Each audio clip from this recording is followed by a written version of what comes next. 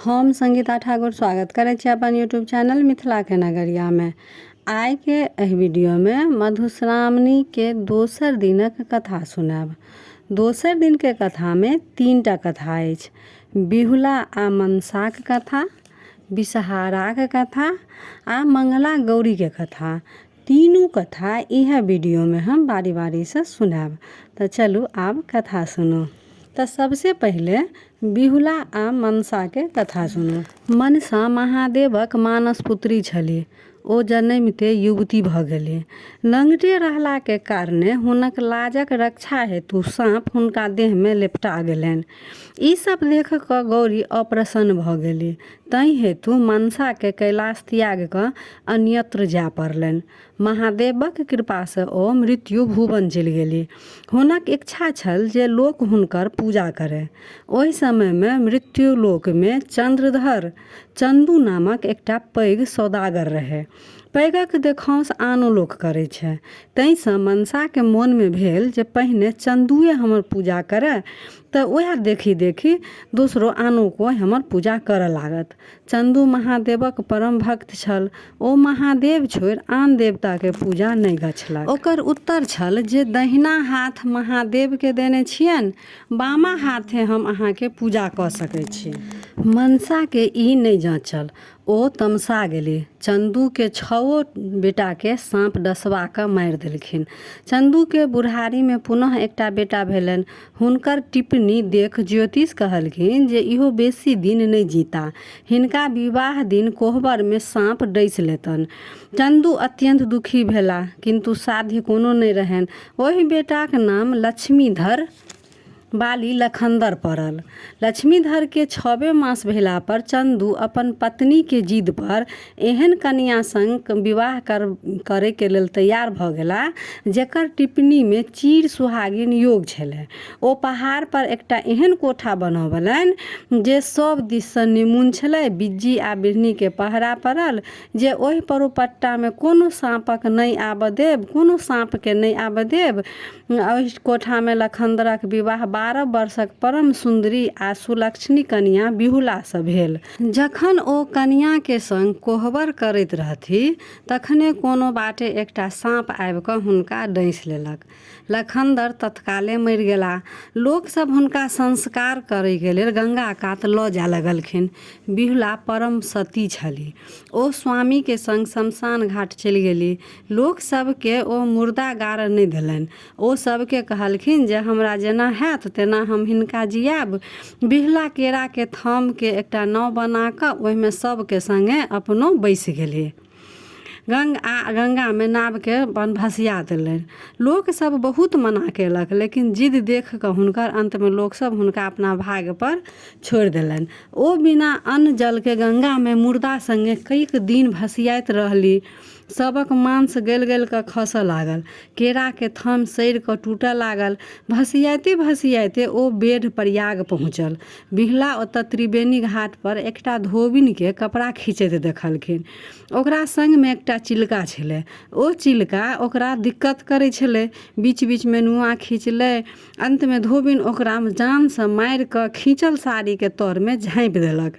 फेर जखन कपड़ा खींचल भ गेलै तखन चिलका के जिया देलक आ ओकरा कांख तरलऽ माथ पर नुआ के मोटा उठा घर विदा भेल। बिहुला के भेलनि जे एहि धोबिन सँ हुनकर काज भ सकै छनि। ओ ओहि दिन ओतऽ रुकि गेली। दोसर दिन जखन धोबिन फेर घाट पर एली तखन बिहुला अपन सब हाल हुनका कहलकनि आ ओकरा सँ अपन स्वामी के पुनः जीवित करबा में मदद मंगलखिन। बिहुला के सुंदरता, धैर्य आ साहस देख क धोबिन के दया आबि गेल। धोबिन बिहुला के संग ल इंद्रक दरबार पहुँचल। ओतऽ आनो देवता सब छला। बिहुला सब देवता के अपन वृतांत सुनौलनि आ अपन स्वामी के प्राणदानक अपन भीख मांगलथि। देवतागण बिहुला व्यवहार आ देख प्रसन्न भ गेला आ हुनका दया आबि गेलनि। ओ सब मनसा के बजौलनि आ चंदू सौदागर जे छलखिन हुनकर अपराधक क्षमा क देबाक कहलखिन। बिहुला विषहारा के पैर पकड़ि लेलनि आ कहलनि आँचर पसारि कऽ कबुला केलनि जे यदि पति सहित हुनकर 6 भैंसुर जीव उठता तऽ हुनका अपन ससुरके मना कऽ पूर्ण समारोहके संग विषहाराक पूजा करती आ तथा मृत्यु भुवनमे हुनकर प्रचार करती। विषहर माता प्रसन्न भऽ सबके जीवीके अपन जेबाक वरदान देलखिन जे सब केओ अहाँके जीव जायत। इंद्र महाराज लक्ष्मीधर सहित 7 भाइके यमपुरीसँ बाहर करबाक आज्ञा देलनि। 7 भाइके नव शरीर दऽ बिहुलाके संग लगा देल गेलनि। चन्नू सौदागर बेटाके सबसँ मरणासन भऽ गेल छलाह। देखनिहारक अभावमे धनु बीत सब बहा गेल छलनि। सब दहा गेलनि, धन बीत सब बहा गेल छलनि। अकस्मातक 7 बेटाके संग पुतोहके आयल देख आनन्द विभोर भऽ गेला। हुलैस कऽ 7 बेटा पुतोहके सबके गरा लगेलथि।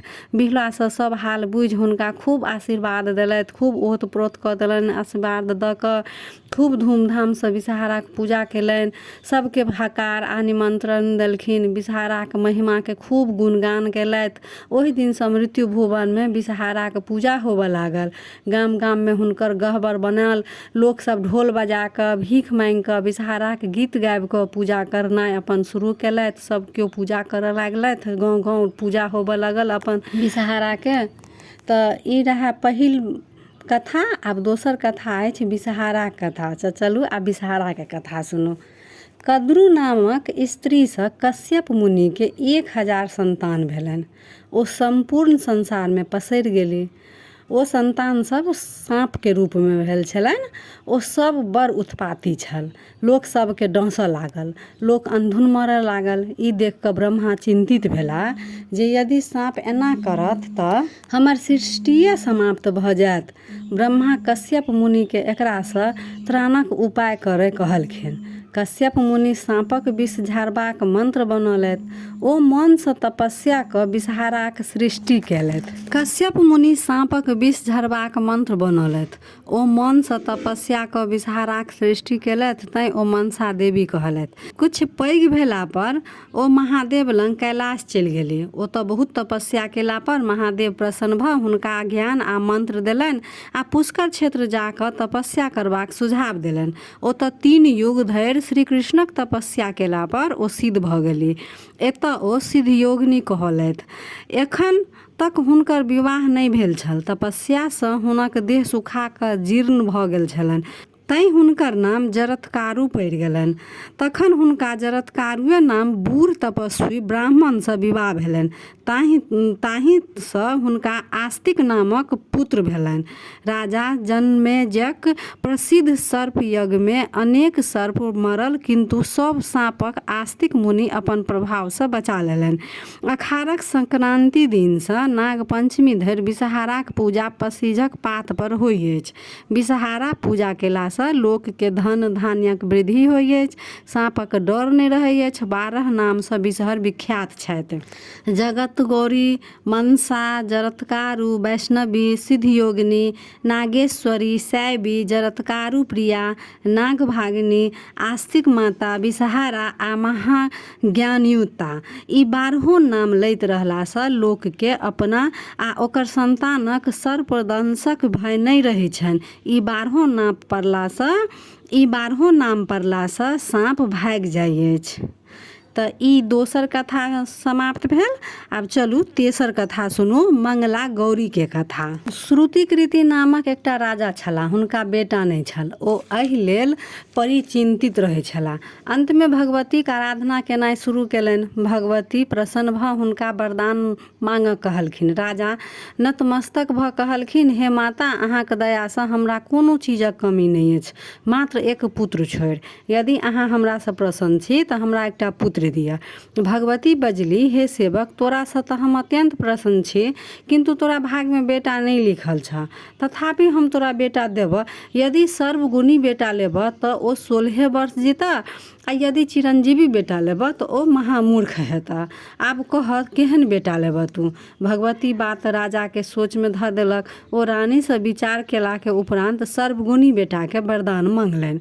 भगवती हुनका आदेश देल, हमर मंदिरक दुआरि पर जे आमक गाछ अछि ताहिमे सँ एकटा आम तोड़ि कऽ अपन पत्नीके खुआ दहक, लगले हुनका गर्भ ठहरि जेतनि। राजा खुशी खुशी रानी के भगवती आदेनुसार खुअलनि अपन आम तोड़ि कऽ। रानी के गर्भ रहल। समय पर हुनक कोखिसँ सुन्दर बालकक जन्म भेल। ओकर नाम राजा चिरायु राखल। जब समय बीतऽ लागल, भगवती कथनानुसार राजकुमार पढ़ि लिख कऽ सर्वगुण संपन्न भऽ गेल। माय बाप, अरिजन परिजन सबके अपन व्यवहारसँ प्रसन्न राखऽ लागल। और बच्चा जे छलथि से चिरायु। देखते देखते राजकुमार के 16 वर्ष आबि गेलनि। राजा के चिंता बढ़ि गेलनि, बेटाक मृत्यु अपने सोझामे कोना देखता। राजा राजकुमार के अपन सार के सुपुर्द कऽ देलनि आ कहलनि जे अहाँ हिनका काशी लऽ जाउ। जाबे जीवता ताबे तक हिनका खूब सुख सुविधाके पूर्ण ध्यान राखब। मरनो उपरांत हिनका राजकुमार योग्य समान दाह संस्कार क्रियाक्रम कऽ घुरि आयब। मामा भागिन काशी जाकर रास्ता में जाते जाते आनंद नगर पहुँचला। ओतऽ वीरसेन नामक राजा राज करै छल। हुनका मंगला गौरी नामक एकटा सुंदर आ सुलक्षणी कन्या रहनि। हुनकर विवाह आइए राति होबाक लेल छलनि, जे आइए राति में ओ विवाह हेतै राजकुमारी के। राजकुमारी फुलबाड़ी में सखी सबक संग गौरी पूजा हेतु फूल लोढ़ैत छली। गप्पे सप में कोनो सखी तमसा कऽ राजकुमारी के रारिन कहि देलक। दोसर सखी सब एहि पर ओकरा खूब फज्झति केलक जे एहन शुभ दिन में एहन अशुभ बात किया राजकुमार के कहली। किंतु राजकुमारी उठ कऽ कहली, दूर एकरा रारी कहने कि हम विधवा भऽ जायब। हमरा कुल में तऽ आइ धरि कियो रार नहि भेल। हमरा ओतऽ तऽ सब कियो गौरी के तेना कऽ गोहरने रहै छथिन जे विधवा होबऽ असंभव छै। वरन हमरा हाथक अक्षत जहि बर के माथा पर पड़ि जेतनि, ओ यदि अल्पायु रहता तऽ गौरी के कृपा सँ चिरायु भऽ जायत। संजोग बात छलै जे चिरायु मामा के संग ओहि फुलबाड़ी में ठहरल छलाह। राजकुमारी के गप सुनि कऽ हुनका दुनू गोटे के कान में पड़ल। मामाजी सोचलनि जे यदि एहि राजकुमारी के संग हुनकर भागिनक जे बियाह भऽ जेतनि तऽ अल्पायु रहैत चिरायु भऽ सकैत अछि। संजोगवश रहै जे राजकुमारी के जे विवाह होइतनि सेहो बर बरियाती साँझखन ओहि फुलबाड़ी में डेरा खसौने रहै। सुकेतु वर्मा के परम कुरूप मूर्ख बहिर छलाह। बरक बाप पित्ती विचारलनि जे एहन कुरूप मूर्ख यदि मरबा पर जायत तऽ कनिया वाला जे रहतै से बर के तऽ घुमा देत।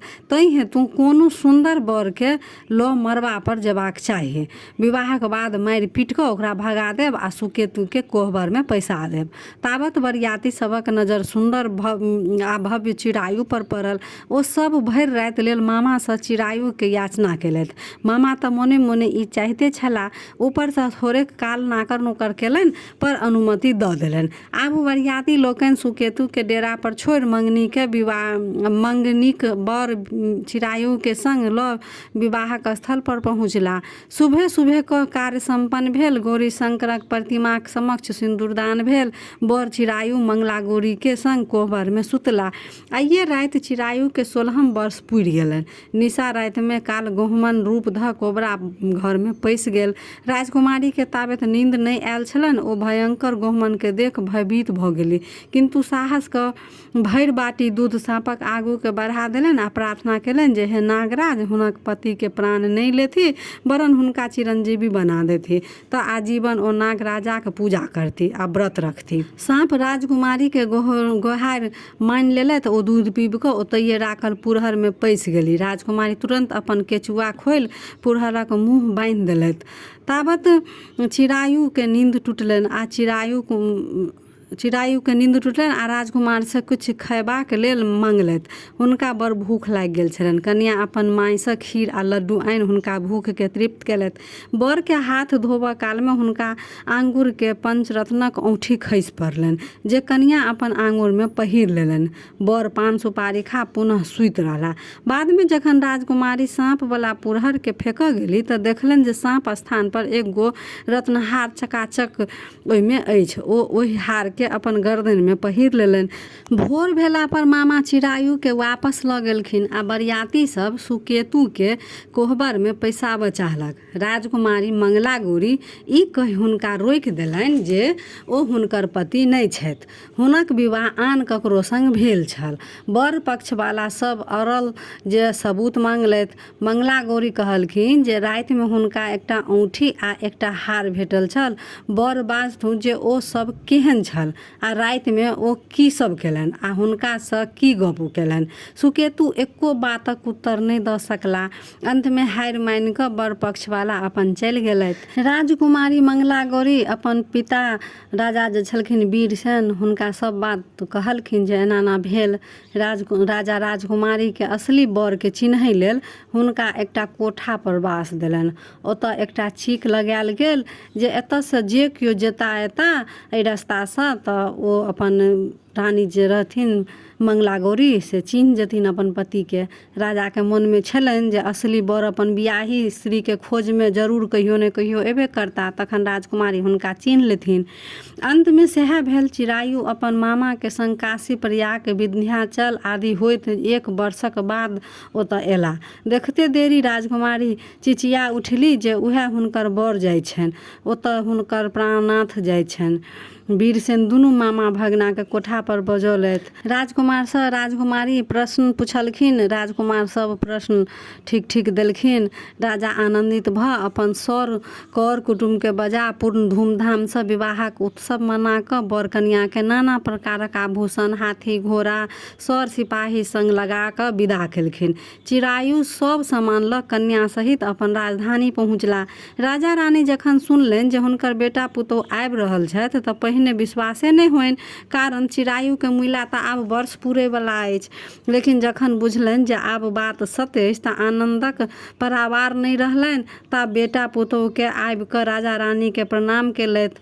पुतोह मंगला गौरी के साउस भरि 5 कऽ कोरा में बैसौलनि। मंगला गौरी हुनका अपन नैहर के गौरी पूजा के रिवाज सबटा हुनका कहि कऽ सुनेलखिन आ सबटा कहलखिन जे ओतऽ हमरा सबके गौरी पूजा के रिवाज अछि। हुनकर अनुकंपा से सब कियो सतत सुहागिन रहै अछि, तैं गौरी आ नाग के पूजा सधवा के जीवन में बड़ महत्व रखै छै।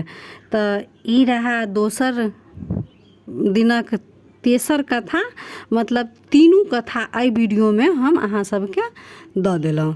तऽ आब तेसर दिनक कथा फेर हम दोसर वीडियो में लऽ कऽ आयब।